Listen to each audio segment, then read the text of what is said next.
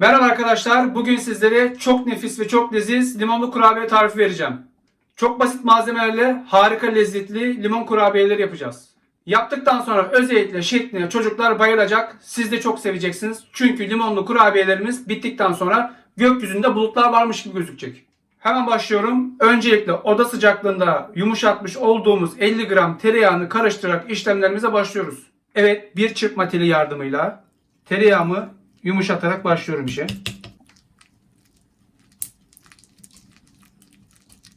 Evet, yağımız bu kıvama geldikten sonra içerisine 80 gram toz şeker ilave ediyoruz. Ve karıştırmaya devam ediyoruz.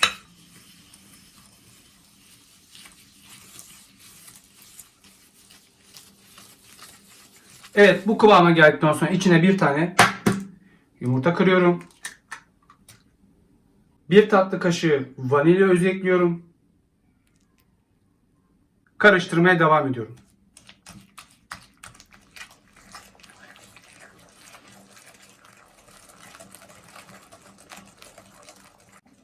Evet, bu tarifle birlikte bildiğiniz, yaptığınız bütün limonlu kurabiye tariflerini tozlu raflara kaldıracaksınız.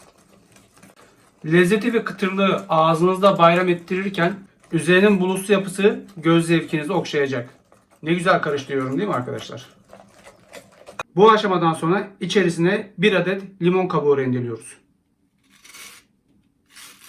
Çok fazla derine girmeden, acı kısmını almadan.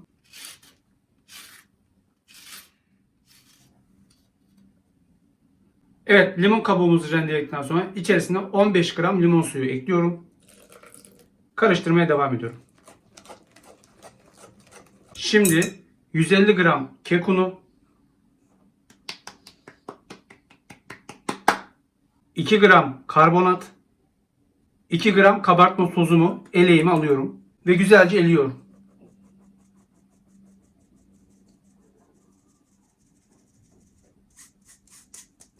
Ve bir spatula yardımıyla karıştırmaya başlıyorum.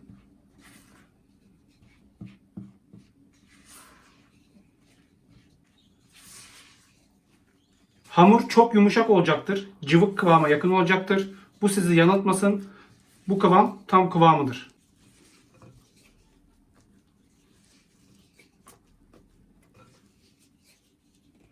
Evet arkadaşlar, hamurumuzun kıvamı bu. Oldukça cıvık bir hamur. Evet, şimdi ağzını kapatıyoruz kurabiye hamurumuzun. 1 saat oda sıcaklığında kendine gelip sertleşmesini sağlıyoruz. Hamurumuz 1 saat dinlendi. Şimdi hamurumdan yemek kaşığı yardımıyla parçalar kopartıp top haline getirdikten sonra toz şekeri, ardından pudra şekerini bulayıp tepsime alacağım. Bir yemek kaşığı yaklaşık 15 gram kadar alıyordur. Şöyle bir yemek kaşığını alıyorum. Kaşıkla alıyorum. Daha sonra şöyle top haline getiriyorum. Görmüş olduğunuz gibi bir miktar mutlaka elinize yapışacaktır. Çünkü yumuşak bir hamur. Önce toz şekeri buluyorum. Fazlalığı alıyorum. Ardından pudra şekerini batırıyorum. Tamamen buluyorum. İyice pudra şekerini buluyoruz. Şöyle bir sallayıp üzerindeki fazlalıkları alıyorum. Tepsime koyuyorum. Kurabiye hamurlarımı aynı yöntemle yapmaya devam ediyorum.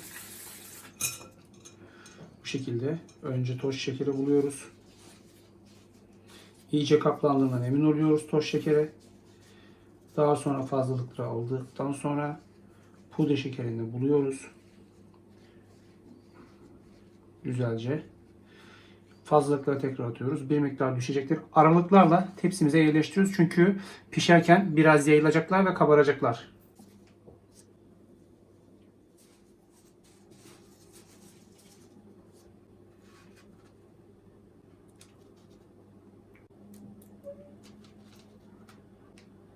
Evet, son kurabiye hamurumu da koyuyorum.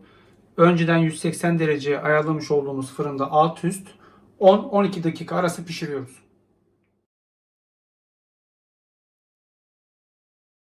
Kurabiyelerimiz pişti arkadaşlar.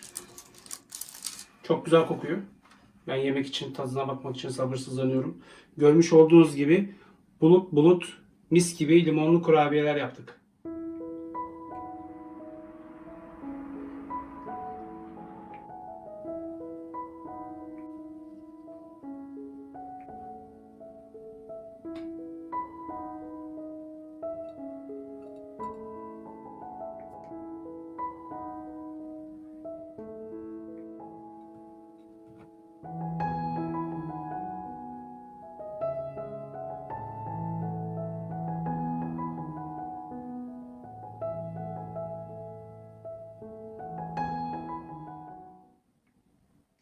Evet arkadaşlar, nefis kurabiyelerimiz pişti, soğudu. Şimdi tadına bakıyorum.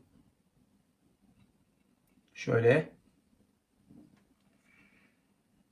Hmm, hmm, hmm, hmm, hmm.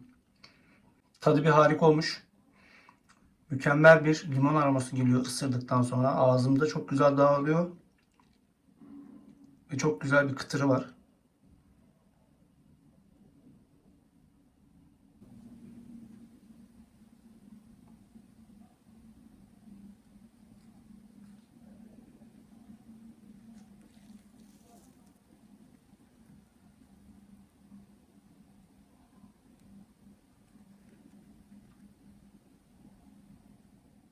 Bu tarifte içi yumuşacık, dışı kıtır ve bulut bulut enfes limonlu kurabiyeler yaptık. Tarifimi beğendiyseniz daha fazla insana ulaşmam için arkadaşlarınızla paylaşmayı, kanalıma abone olup yeni tariflerden haberdar olmak için bildirim zilini lütfen açın. Bir sonraki tarifle görüşeceğiz dek tabağınızdan mutluluk, sofranızdan bereket eksik olmasın. Hoşça kalın, afiyetle kalın arkadaşlar.